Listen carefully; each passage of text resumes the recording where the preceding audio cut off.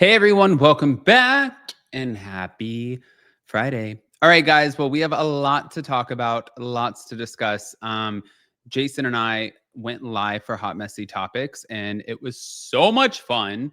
I mean, honestly, you guys, we had the best freaking time. If you guys did not um catch up with any of the things that we were posting on Instagram, we're going to do like a full recap for our members only this weekend.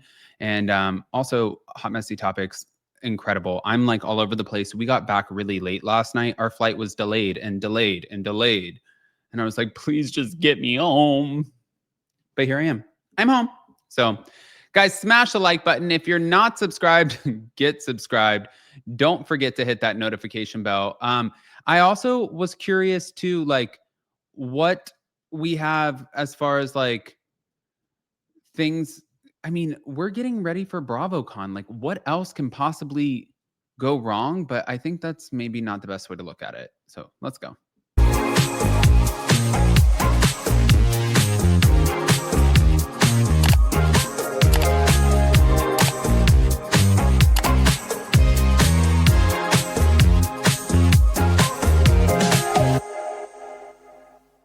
All right, guys, before we jump into this, you guys are always asking me about my go-to skincare. Thank you. I appreciate you. It's like when I fly, my skin gets puffy and big and my face gets big. And I'm like, what the fuck is going on? This is why I always have two Blue I have one for home and one for here. But this guy works wonders. So with the press of a button, it uses little microcurrents and you can hear it. It sounds like a little massage, but it lifts, illuminates, rejuvenates your skin, and takes all the inflammation out.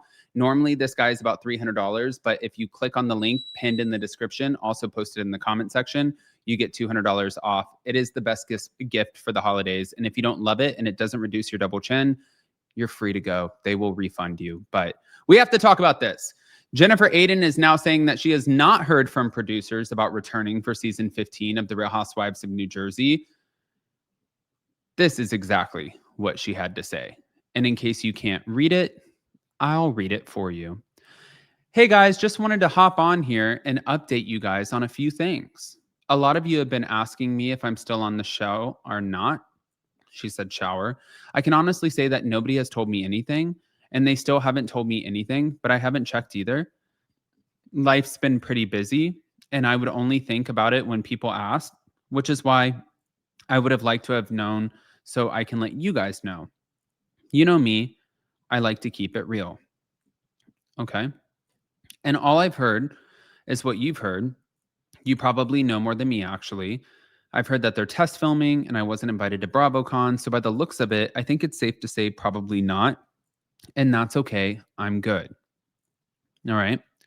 She said maybe that's how they fire people these days, but just moving on without telling the person, maybe it's awkward for them. I don't know. I don't think that's hold on. Let me just like speak on this.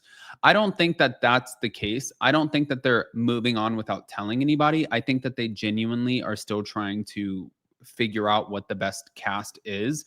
I don't think that Jen stands a chance anyways. I think that after she got exposed for leaking, I believe they said screeners and other information, inside information from the stories that were currently happening in real time on the show, the storylines. I think that's what got her in trouble. And then when Andy Cohen asked her on Watch What Happens Live, she's like, what do you want me to do, Andy? Like, we all talk to bloggers. Like, get over it. Those weren't her words verbatim, but it was pretty just like nonchalant. Like, I don't give a shit.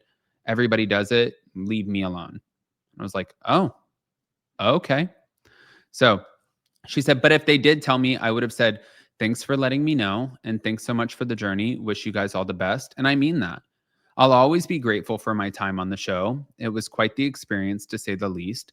So it's time to keep it moving. And I got a podcast. It's called TV Gold, and it's not about housewives, LOL. Of course, I'll touch on it at times since it was such a big part of my life. But that podcast is more going to be about pop culture, entertainment, fashion, health, wellness, and beauty, all with a flair of funny, handled by yours truly, Jen Aydin.